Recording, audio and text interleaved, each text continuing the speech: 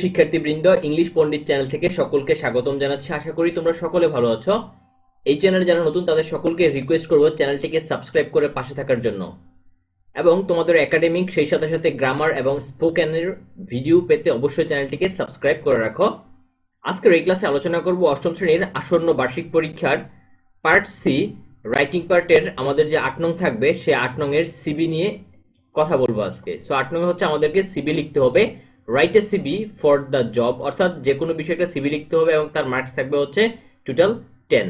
তোমাদেরকে একটা মজার কথা বলি, তোমরা হচ্ছে যদি একটা সিবি শিখো তাহলে যে কোনো বিষয়ের সিবি লিখতে পারবে, অর্থাৎ বলা যাচ্ছে যে সিবি একের ভিতর সব কিংবা একের ভিতর হাজার। সো এভাবে তোমরা করতে পারো। আজকে আমি তোমাদেরকে সিবি লেখার একটা কৌশল শিখিয়ে দেব, যেটা তোমাদেরকে সিবি নিয়ে আর ভাবতে হবে না। সিবির মধ্যে যে বিষয়গুলো থাকতে হবে, এখানকার যে কোশ্চেন দেওয়া থাকবে সেই কোশ্চেন অবশ্যই প্রত্যেকটা বিষয় উল্লেখ করা থাকবে, আর সেই বিষয়গুলো তোমাদেরকে তোমাদের সিবিতে উল্লেখ করতে হবে। সেখানে হচ্ছে একটা header with contact information, career objectives, educational details, relevant skills, personal information and personal attributes, সেই সাথে হচ্ছে দুইটা রেফারেন্স দিতে হবে। তো সবকিছু মিলিয়ে হচ্ছে আজকে আমরা আমাদের সিবিটা তৈরি করবো। আশা করি সিবিটা তোমাদের অনেক অনেক কাজে লাগবে। শুধু ক্লাস 8-এ না, তোমরা আর যত বড় ক্লাস উঠবে সব জায়গায় হচ্ছে তোমাদের এই সিবিটা কাজে লাগবে। সো এটা তোমাদের 8 নং এ থাকবে, সেটা তোমরা মনে রাখবে। 8 নং হচ্ছে CB writing. So CB writing শুরু করার আগে বেশ কয়েকটা গুরুত্বপূর্ণ বিষয় নিয়ে তোমাদেরকে একটু জানিয়ে রাখছি। সেটা হচ্ছে সিবিটা নর্মালি 1 পেজ, অর্থাৎ এক পাতার মধ্যে শেষ করতে হবে, এপি টু পিট লিখতে হবে। এটা হচ্ছে বিষয়। একটা প্রথম পেজে যদি তুমি কভার লেটার লিখো, দ্বিতীয় পেজে যে হচ্ছে কারিকুলাম ভিটাটা লিখতে পারবে। তারপরে হচ্ছে কার বরাবর লিখতেছি সেই বিষয়টা একটু মনে রাখবে। যদি হচ্ছে তোমার তুমি ব্যাংকে লিখো তাহলে ব্যাংকের ম্যানেজার কাছে লিখতে পারো বা ম্যানেজিং ডিরেক্টর কাছে লিখতে পারো।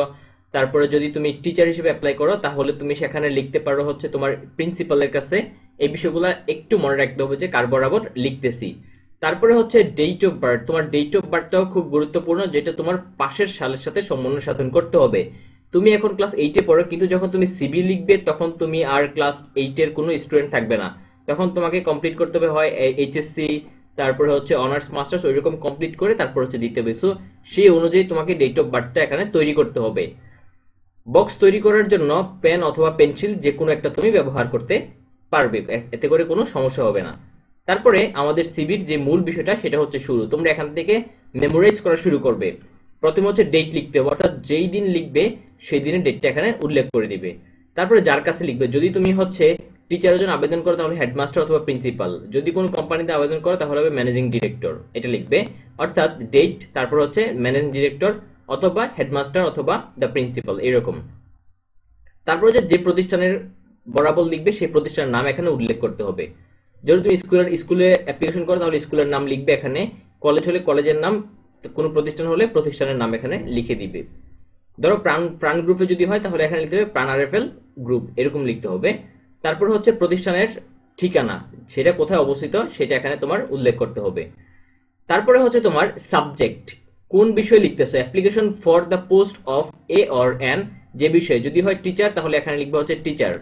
তারপরে যদি এখানে তোমার কি হয় যে একটা ব্যাংকে কর্মরত হয় তাহলে হবে ব্যাংকার, যদি তোমার ক্যাশিয়ার হয় তাহলে এখানে লিখতে হবে ক্যাশিয়ার। সো এখানে যে পোস্টে আবেদন করবে সেই পোস্টটা সম্পর্কে এখানে লিখতে হবে। তারপরে হচ্ছে এখান থেকে তোমাদের শুরু হবে অ্যাপ্লিকেশনের মূল বিষয়। Sir, in response to your advertisement published in the daily star, অর্থাৎ যদি কোনো পত্রিকার নাম উল্লেখ করা থাকে তোমার কোশ্চেনে পত্রিকার নাম লিখবে, আদারওয়াইজ পত্রিকার নাম এটা যে কোনো একটা লিখে দিতে পারবে। অন দ্য 1st May 2024, অর্থাৎ আমি এখানে একটা ডেট দিছি, তোমরা হচ্ছে তোমাদের মতো করে একটা ডেট দিবে। For appointment to a post of, অর্থাৎ প্রশ্নে উল্লেখিত যেই পোস্টটা বলা আছে সেই পোস্টের নাম এখানে লিখবে। ইন ইউর রিনাউন্ড, যে প্রতিষ্ঠান, যদি স্কুল হয় স্কুল, কলেজ কলেজ, ইনস্টিটিউশন হলে institution. The position requirement, skills, academic background and professional experience are a perfect match. I would like to offer myself as a candidate for the same post.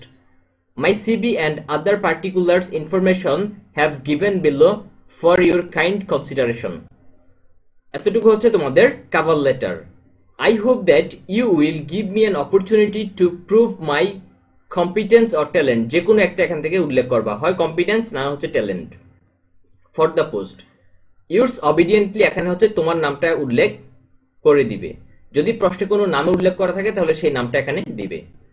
তারপরে দ্বিতীয় পেজে চলে যাবে। দ্বিতীয় পেজে যে হচ্ছে তুমি এখানে লিখবা কারিকুলাম ভিটা, একটু বড় করে হচ্ছে কারিকুলাম ভিটাটা লেখা উল্লেখ করবা।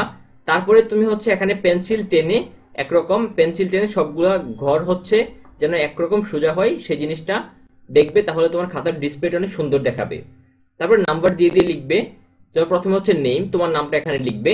তোমার ফাদার্স নেম 2 নাম্বার দিয়ে লিখবে। তোমার বাবার নাম লিখবে, মাদার্স নেম, মায়ের নাম, রিলিজিয়ন, তোমার ধর্মটা লিখবে।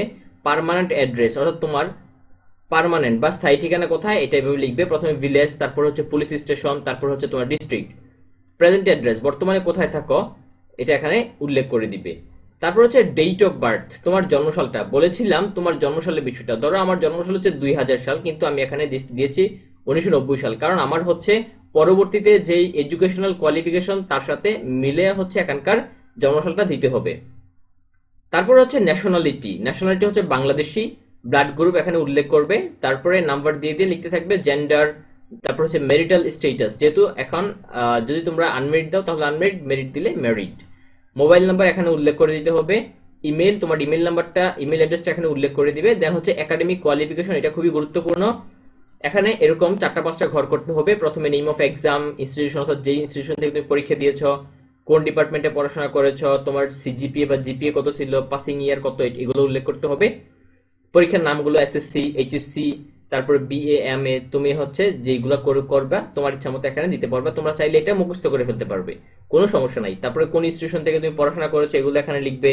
তোমার ডিপার্টমেন্টগুলো উল্লেখ করবে, তোমার জিপিএ, তারপর হচ্ছে তোমার পাসিং ইয়ার কত সালে। সো এখানে দেখতে হবে তুমি কত সালে জন্ম নিছো, তার চেয়ে ধরো হচ্ছে 18, 15 বা 16, 17 বছর রেখে তুমি এখানে এসএসসি দিবা।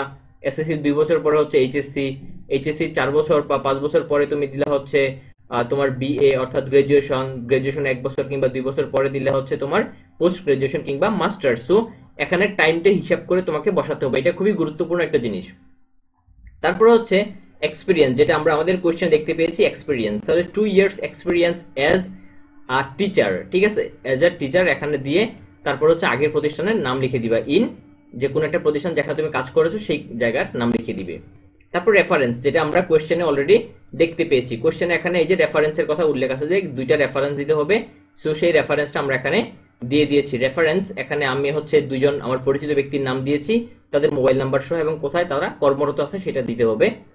তারপরে হচ্ছে এই যে 2টা ব্যক্তি নাম এবার উল্লেখ করে দিতে হবে। সর্বশেষ হচ্ছে অ্যাটাচমেন্ট, অর্থাৎ সেই সিভির সাথে আমি কোন কোন আমার তথ্য প্রমাণাদি দিয়েছি, যেমন photocopy of all academic certificate, NID card photocopy, character certificate, 2 copies of passport size ছবি। অর্থাৎ এখানকার এই 4টা বিষয় হচ্ছে আমি আমার সিভির সাথে অ্যাড করে দিয়েছি। সো এইভাবে হচ্ছে তোমরা তোমাদের সিভিটা তৈরি করে নেবে। একটা সিভি শিখে ফেললো, অর্থাৎ এই সিভিটা শিখে ফেললে আশা করি তোমাদের সিভিতে আর কোনো সমস্যা হবে না এবং তোমরা 10-এর মধ্যে 8-9 মার্কস ইনশাল্লাহ ক্যারি করতে পারবেই। সো তোমাদের পরবর্তী ভিডিওর আমন্ত্রণ জানিয়ে আজকের মতো এখানেই শেষ করছি। ভালো থেকো, ধন্যবাদ সবাইকে।